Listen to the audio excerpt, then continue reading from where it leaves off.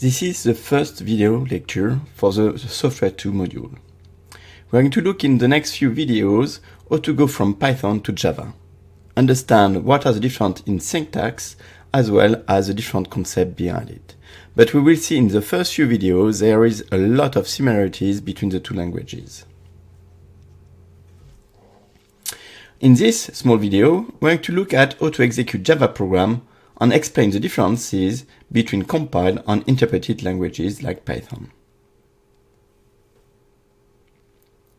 In Python, program consists of modules.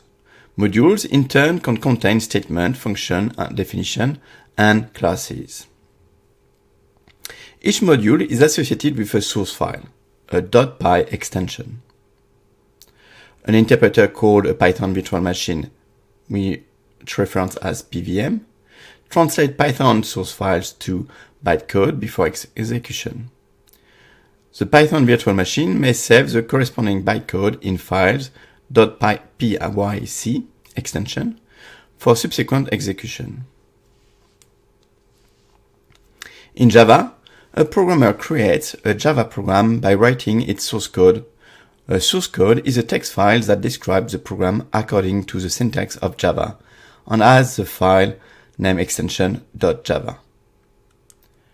An executable Java program generated from a source code is called Java bytecode and has the file name extension .class. To generate a Java program from a source code, the machine needs an extension of the JRE called the Java Development Kit, JDK. The Java language that comes with JDK consists of two parts. The first part, called java.lang, is an essential component of Java. The second part is a collection of source code that can be selected and added to the Java program being written. To execute a Java code on a machine, the machine needs an installation of the Java running environment, JRE. A major part of the Java running environment is a Java virtual machine. The Java virtual machine creates an environment where Java programs interact with the hardware. The process of generating Java bytecode from a Java source code is called compilation. A primitive way to compile a Java source code is to execute a compilation command in a command line interface. An interactive program development environment, IDE, is a program that combines a program editor and a command line interface with many additional features that make it easy to write, in particular, large computer programs. The most famous IDEs for Java are Eclipse and NetBeans, but we will be using VS Code instead to make the focus of this module on learning Java, not learning how to use a new IDE. In Python, a Python program can be run as a script from a command prompt, as follows: Python hello-world.py. As mentioned earlier, all Java source files must have the file name extension.java. We call them Java files. To compile the source code hello-world.java in a command line interface, one must type the command javac hello-world.java. If the source code compiled without error, a file named hello-world.class is created. This is the bytecode of the program. We call it a class file. If the class file already exists, then the file is overwritten upon successful compilation. In the case of IDE, .class files are generated only during the execution process. If the hello-world.java has compiled successfully, the program can be executed by using the command java hello-world after the prompt. Note that we do not add the extension .class in the command. It should be noted that syntax and type error are caught at runtime in Python, whereas syntax and type error are caught at compile time in Java. All other errors are caught at running time. Let's keep the tradition of writing hello world as our first program in a given language. In Python, the simplest version of this program consists of a single statement: print hello world. The Python virtual machine simply executes this statement. In Java, the solution is a bit more verbose. All code must be written within a class. The first line is a syntax to create a new class in Java. The keyword public specifies that the unit is accessible from other program units. A keyword that specifies the accessibility of a program unit and their component is called a visibility attribute. There are three explicit visibility attributes: public, private, and protected. The default visibility type, when there is no explicit visibility attribute, is the package visibility. We will explore this concept in more depth later in the term. The order of appearance of the three components, visibility type, unit type, name, applies to all Java source code files. In this example, the visibility type is public, the unit type is class, and the name is hello world.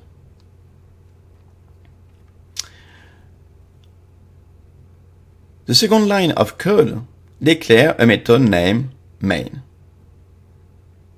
Main is a special kind of method. Each method may take the form of public, static, void, main, and between brackets, string, square brackets, args, as its declaration.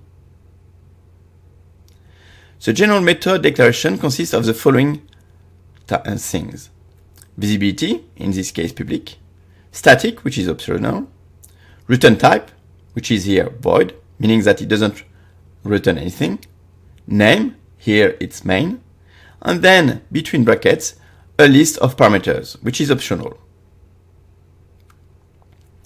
We will revisit method and their declaration in the next 3 weeks. In the case of the main method, the attribute public states that the method is accessible from outside. The attribute static states that the method is part of some executable program. The return type void states that the method has no return value. And string square bracket args specifies that the parameters is args, and its data type is an array of string. The method main has only one action, only one statement: system.out.println hello world. This produces the output of hello world. A sequence of characters that define one unit of action is called a statement. Generally, a statement ends with a semicolon. The source code defines but does not call this method main. At program startup, the compiled class hello world is loaded into the Java virtual machine, which then calls the class method main. So it's very important to make sure that the signature or the header of the method main is exactly as described in this slide. The key points are: a Java application must include at least one class that defines a main method. The bytecode file for this class is the entry point for the program execution. And the name of the file must be the same as the name of the public class defined in it plus the .java extension. The public class hello world must be defined in the file helloworld.java. The name of the file is also case sensitive. In Python, literals include numbers, string, tuple, list, and dictionary. In Java, literal includes number, characters, and string. Python identifier includes the name of variable, classes, function, and method. In Java, identifier includes the name of variable, classes, interfaces, and method. Python has several reserved words. It's the same for Java. There is a list of reserved words that cannot be used for the name of variables. In Python, lexical items on a single line are separated by 0 or more spaces. Indentation is significant and is used to mark syntactical structure, such as statement blocks on code within function, class, and method definition. In Java, on the other hand, indentation is not significant. So all lexical items are separated by 0 or more spaces. Blocks of code in statement and definition are enclosed in curly braces. In Python, a phrase can be broken and continued on the next line after a comma, or by using the slash symbol. In Java, simple statement end with a semicolon. If you wish, you could write an entire program on a single line. Needless to say, it is a very, very bad practice, and you should keep the good habit from Python to indent your code appropriately. The header of control statement and function, class, and method definition end with a colon in Python.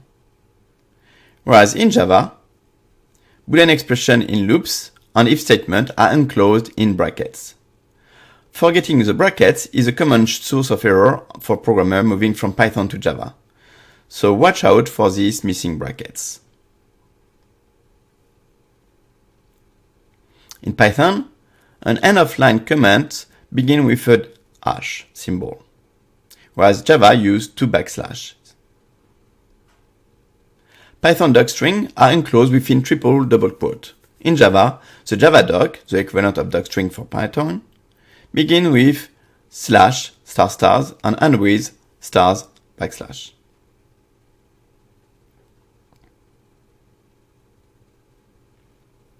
Note that we have created and executed our first program in Java, and have seen the basic syntactical structure of the Java language. In the next video, we'll be looking at declaring and instantiating variables in order to create more interesting programs.